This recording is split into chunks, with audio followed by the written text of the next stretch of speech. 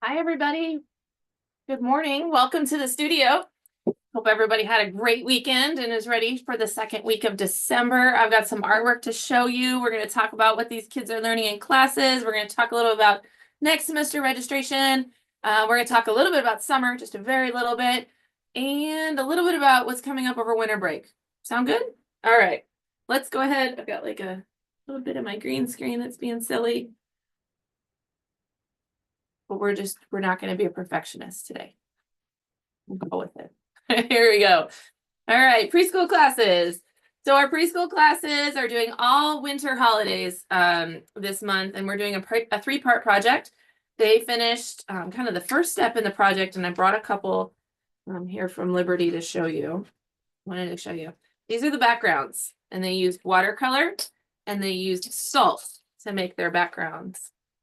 But isn't that cool? So you can see we pre-drew like a little horizon line in there for them. And then they covered it in these glittery liquid watercolors. And when we sprinkle salt on liquid watercolors, that's when you get kind of this snowflake or starburst look to it. Here's another one. This artist used the yellows and the pinks. Oops, I'm upside down. And I don't know if you'll be able to see the glitter, but you guys, it's super glittery. Isn't that a fun texture? This one really shows the snowflakes. So each one of those like speckles is a granule of salt. And what happens is the salt lands in the wet watercolor and it goes and it soaks like it draws all that pigment to it. Well, it's drawing the water to it, but it carries the pigment with it. And that's how you end up with that really fun little starburst look to it. This one is so cool, but it has a ton of green in it, so I don't know if you'll be able to see. Yeah, darn green screens. One more. So everybody, some people are minimalist, some people are maximalists. They're all a little different. So that's our first kind of background step. Next, they also did some collaging with tissue paper all over a sheet of paper. That paper that has the tissue on it, we're going to chop up into tree-like shapes. We use that loosely as a term, right? Because our trees can be lots of different shapes. They can be rectangles, they can be circles, they could be triangles, kind of a traditional evergreen or Christmas tree. So they'll get those chopped up. We're going to plant those in our landscape, and then we'll decorate them with some amazing like sequins and glitter and then some snow paint to finish. So this week we'll be doing the cutting portion of it and the chopping. We're also going to do a little bit of step-by-step drawing. We're going to read Mistletoe. I was like, what is the book? It's Mistletoe. We're going to read Mistletoe. And yeah, I think that's it. So lots of great stuff in our preschool class. And then week 3 is when we do our fillable ornaments. So don't miss that one. K-3rd, I didn't bring anything for multimedia. So we're just going to talk. Our multimedia classes all did the same thing last week where they practiced with watercolors. We did wet on wet. We did dropping in. We did lifting off. We did glazing so that they could really get used to this material. We looked at how do you load your brush? How do you dry your brush? How do you wash your brush? How do you keep your brush upright? This isn't a watercolor brush. This is a watercolor brush, right? How do you keep it up on its toes and not down on the metal part, which is called a ferrule, right? Loading the brush is the biggest thing. Too often we think this is a marker and we just use it and use it and use it. And we think that there's just going to be more and more and more stuff that comes out of it. And there isn't. I mean, there's only holds so much. So a lot of our verbal instructions is, oh, it looks your brush is kind of dry. Oh, it looks like you're out of paint. Oh, it looks like you need some more water. Oh, it's making that scratching noise again. What do we do?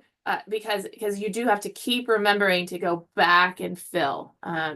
You can't just be hyper focused on what's in front of you because it runs out. So we did a lot of practice with our brushes this week or last week. This week, they're going to start their project. So if you remember, our K-3rds are doing these beautiful rainbow snails. It's a 2-part collaged watercolor project because watercolors, they don't stay within their boundaries. And this eases frustration if we do it in 2 parts and then cut them and paste them together. So we've got a beautiful shell, and then we've got the snail body. They're going to be painting multiple shells, multiple bodies. We'll cut them out, we'll mix and match. They'll pick their favorite, and that's the one that will get matted. So that should be fun this week. Our 4th 4th and 5th in our homeschool classes are also doing a project that is like cut, paste in parts. Again, because then you don't have to worry about watercolor just you know, misbehaving. So we're gonna they're doing a watercolor vase with flowers project. So they did all of their watercolor technique last week. This week they will take one sheet of paper and fill it with flowers. And it doesn't matter the composition because all of those are going to get cut out. So they'll fill it with some amazing flowers. Then they will take another sheet of paper for watercolor paper and fill it with patterns. So we're looking for wet on wet, lots of great colors, lots of good marks, lots of great bleeds, that kind of stuff. That pattern paper then will get cut into a vase shape, and then we'll put it all together in week 3. My 6th, 7th, and my 8th, 12th, same thing. Last week they did all their watercolor techniques. And for a lot of these kids, this was review, which is great because it's great to practice your techniques. We practiced washes, we practiced dropping in, we practiced lifting off, which is an erasing. We practiced bleeds, we practiced glazing, all the great watercolor techniques. We also reviewed loading the brush, which a lot of our kids in this class already know how to load a brush. You know, we practiced making different values because in watercolor, you don't add white, you add water. So you adjust your water to pigment ratio, and that's how you change your value. So I am passionate about watercolor, so it gets me excited to talk about it. But we practiced all of those techniques. For a lot of these kids, this was review, which is great, builds their confidence. They're like, I know this, I got this, I'm ready to do it. I've been doing it for 8 years. So this week, they're going to start on their little trading cards. So they're doing their snowman trading cards. They will paint the background. So it's a great exercise in positive and negative space, right? The subject is the snowman, but we're not painting the snowman. We're painting everything but the snowman or the snow person. So they're going to paint the background, and what is left, that white space, is the snowman shape. So they'll go ahead and paint their background. When it's really wet, they'll drop that salt on it. I already put them down on the floor. Just like those preschoolers, that salt, right? When you sprinkle it on wet watercolor, becomes kind of a snowflake or a starburst look to it. It's a really great effect. So they'll do that. And we'll set them aside. If time allows, depending on how they're doing, they'll also do a little bit of glazing on that positive space, right? So on the snowman, they'll do a little bit of glazing in order to get some shadows in the snow. I don't know if everybody will have time for that, but we'll at least demonstrate it today, and then they can, it's a quick process because glazing doesn't take long to dry. So, but man, that background's going to take a while. All right, here we go. Our creative explorations kiddos had their first week of classes, and they did all of their wonderful stations here. I know the cloud dough is forever a favorite, and it makes the studio smell amazing. We've had lots of messages about what this is. It is not a clean sensory bin, but it is popular. So it is a bag of flour and a bottle of baby oil, and you just mix them together. It makes kind of the texture of a super fine packing sand, but it's flour, not sand, so it's super fine. But it packs and then it crumbles, and so it doesn't stay together real well, but enough to, like, you know, if with enough pressure you can make a snowball out of it. So we do that with the baby oil and the flour. And then we add a little bit of Thieves essential oil to it, which is what makes it smell so great. So if you've been in the studio for creative explorations and your kids left with flour on them, that's what it's from.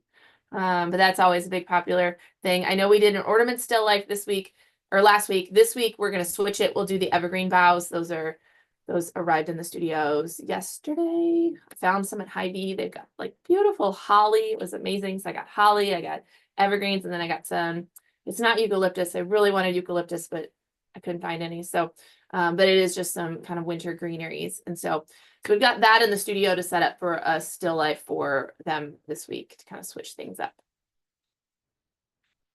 Drawing 101. Now here's where I've got some stuff to show you. So my Drawing 101 classes got to draw on metal this last week. So I'm going to try to show, there's a lot of green on here because they're making ornaments and they're putting them on trees, but we'll do our best. And so this is their ornament. And it has texture to it. So if I turn it, you can kind of see how dimensional it is. But they practiced, we looked at pattern sheets, we talked about what pattern is, and then they drew on the metal using just a dull pencil, and that's what creates the dimension. And then they can color the metal using Sharpie markers or alcohol inks. In this case, we used Sharpies, Of course, they drew around it with the tree. So there's one of our artists. Here's another one. I know you can't see the green tree, but we can at least see the metal. Amazing. Here's another one. I like the pattern on this one. We use some shapes. So that was really fun in last week's class. In this week's class, they're going to be doing that evergreen still life. So we'll set up those evergreen boughs and use our observational drawing skills, right? So this one here, this was imagination, not from a reference. And then now we're going to use our observational drawing skills and look at a still life and draw what we see. So we'll set up those evergreens and we'll draw those this week. In Drawing 102 classes, so this is my 102 illustrative. They worked on the whole month. The whole month is going to be on interior scenes. So we're looking a lot at perspective. You know, if we're going to set a scene for our characters inside a living room, how do we do that? And so we started with a perspective lesson. I'm going to try to show this. It's really light drawings. We started with the perspective lesson. This is 1-point perspective with a horizon line drawing boxes. And then we applied those skills and started drawing, got to get it the right direction, started drawing an interior space. So again, this right here is 2-point perspective in an interior space. So there's 2 vanishing points in this one. Got to do another one. This person also has the box drawing, but I'm just going to show you the interior space that they set up. Again, this is 2-point perspective. So there's a vanishing point over here, and there's a vanishing point over here.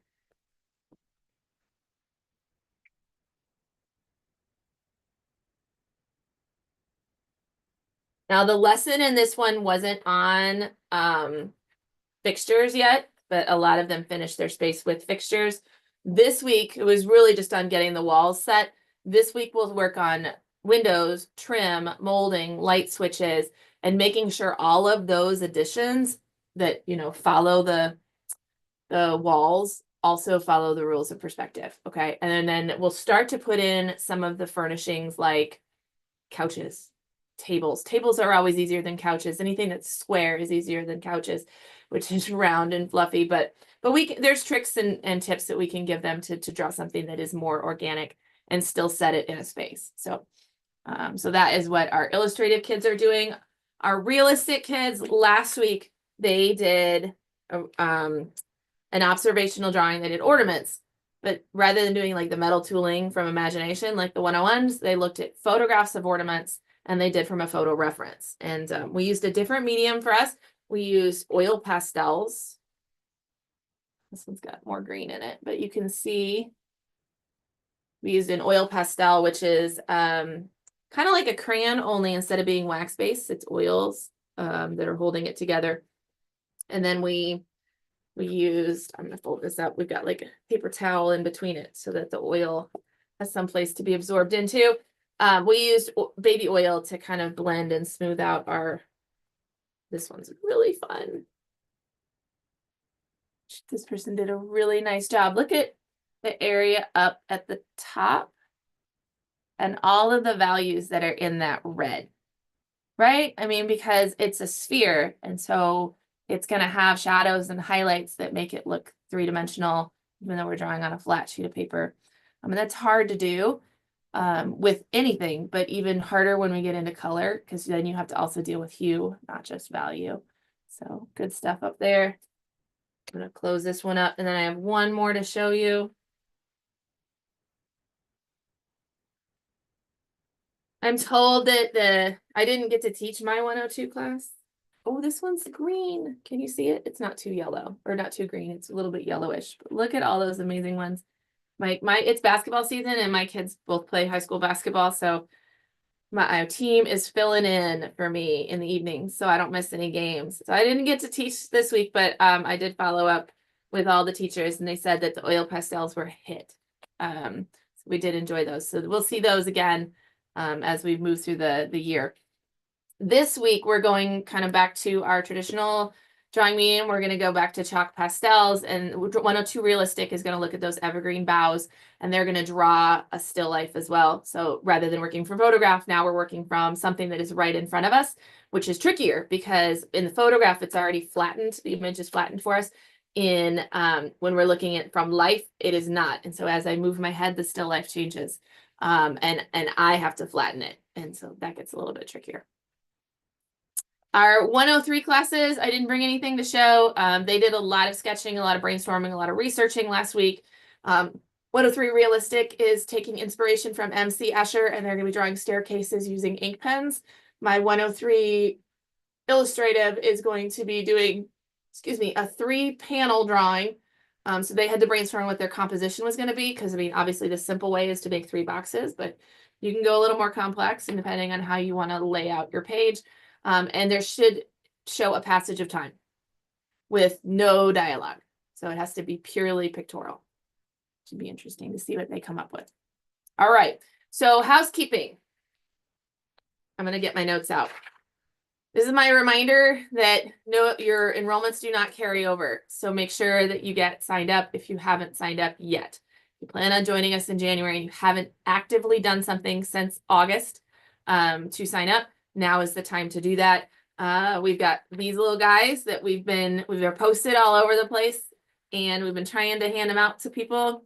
So if you plan on joining us, this is the little QR code. It just goes to the website. I mean, you don't need the QR code. It's not a secret, but this is a little reminder to make sure you get signed up. If you don't know, you can always ask me. For those of you who have signed up, Studio Club shirts should be here this week, which is exciting. I'm going to get those probably separated out and labeled this week so I can have that done. If you parents are watching this and next semester's art classes are a Christmas present and you'd like to wrap up the shirt, let me know and I'll get it to you early, okay? Let's see here. All right, makeups. I wanted to talk really quick about makeups. It's December, and so like every concert, open house, school event, right, is all happening right now in the month of December. It's just like May and April, same thing. So we're going to have a lot of conflicts this month, and we totally get it. I just want to remind everybody we have makeups for this reason, and if you can take advantage of it, please do. If you can't, don't feel bad that you can't. Like, life is busy. We'll figure it out. But we just want to make sure that we give that to you. Let's say you're in a drawing class and you're going to miss class this week. And then life is crazy from here on out, and there's no way you can make a makeup for the rest of the month because, I mean, holidays, right? You can do your December drawing lesson in January. If I don't have evergreen boughs still in January, I have so many plants. We'll draw a plant. It'll be okay. So don't feel like, especially my drawing kiddos, don't feel like you like have to squeeze it in before the end of the year, even if you're not signed up for next semester. Okay. Even if. Now, if you're like, I'm good, Allison, not making it up, peace, that's fine too. Okay. But I want you to know that that option is available for you. Now, if you're in a multimedia class and you miss it, and then you can't make up the class the next week, we will try to get your project like caught up in that class period. So you may not need a makeup because the teachers will work hard to get them caught up so that they can be on pace to still finish. If we get to the end of the month, you guys, and you missed a class and we weren't able to get you caught up, or maybe you didn't miss a class and you just got one of those artists who are kind of pokey. Everybody works at different paces. Again, you can do makeups in January. Don't stress out about getting it done before the end of the year. If you can make it, great, we'll be here. But if that is one more piece of like anxiety and stress on your plate in this holiday season, go ahead and just take that off your plate and be like, you know what? That's a 2025 problem. And you can come see us in January. It's okay. Even if you're not signed up for spring classes. Okay. All right. If you have questions about that, let me know. There are a couple days that we're not available for makeups. In Liberty, it's the 25th. obviously, because it's Christmas. We won't be here. And in Plattwoods, it's the Friday before Christmas. So they're going to take that one off. They'll be there the Friday after Christmas, but the Friday before Christmas, there won't be any makeups. All right, open studios. So you remember in November when Thanksgiving messed up the drawing and multimedia classes, like it does every year? We have the same problem in December for the holiday. And so we do the same thing. We have 3 regular classes, 3 regular drawing classes, 3 regular multimedia classes, and then that 4th class for drawing and multimedia students, because that's what you paid for. For that 4th class, we do a special event open studio for you guys. And so this is the PDF that is going to be attached to this email. I printed it because I just did. When you open up the PDF, it talks about the art and PJs and it has the dates on it. And it's an open studio. And then you come over here and you just find the date you want and you click it and it will open up your registration. Okay, so it works the same as the open studios for November. In December, we call them art and PJs. And we drink hot chocolate and you wear your pajamas in because it's Christmas break.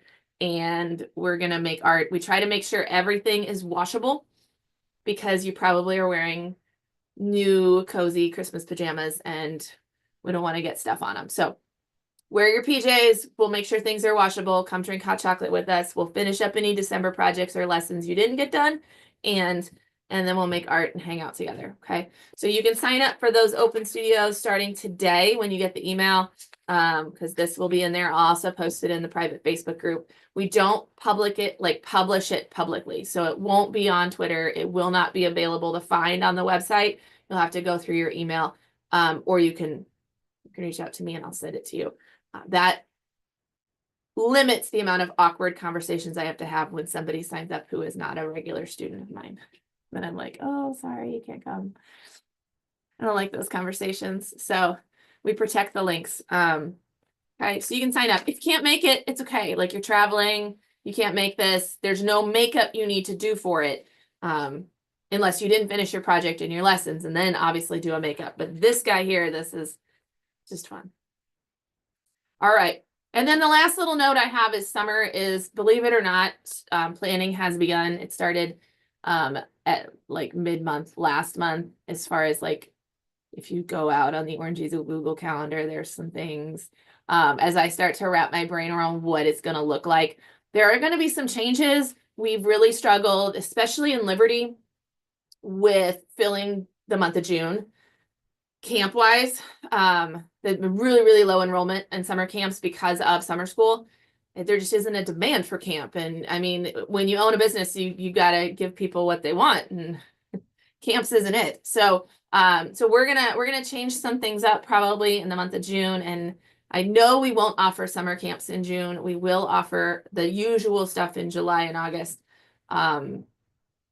The teen things, we will offer something, but I don't know if it'll be the same. I want to talk to you guys and find out what you want. So the month of June is up in the air. We have lots of ideas on what we want to do, whether that's like continuing weekly classes and kind of a J term, consolidating things, offering, I don't know. We don't know. We want to offer something. We're not just going to be closed, but it will not be the week-long camps. It'll be very a la carte for the month of June. And we'll just kind of piece some things together. And then July and August will still be the week-long camps. So if you've got older kids, June might be your month.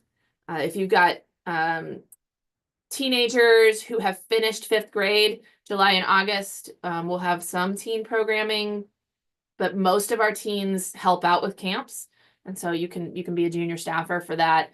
If you're looking for something to do, it gives them a time to come and be in the studio, still make the projects, but be in a leadership role instead of as a camper. I'm trying to think what else. Yeah. I mean, Glitterfest will still happen. Anyways, the reason I'm telling you this is because, stay focused, Allison. The reason I'm telling you this is because I wanted to get a survey out. So probably next week, I'll be sending out a survey to anyone who wants it. It'll be in the weekly video, and then I'll probably post it onto our socials as well to kind of get an idea of what the people demand. What do the people want? Give the people what they want. So that'll be coming. So if you've got strong opinions about what you want to see, especially in the month of June, this is where you can tell me. Sound good? Okay. You guys, I think that's all I have. Think of anything else. Rambling thoughts with Allison on Monday morning. So I hope you have a wonderful week, and I will see you in the studio soon.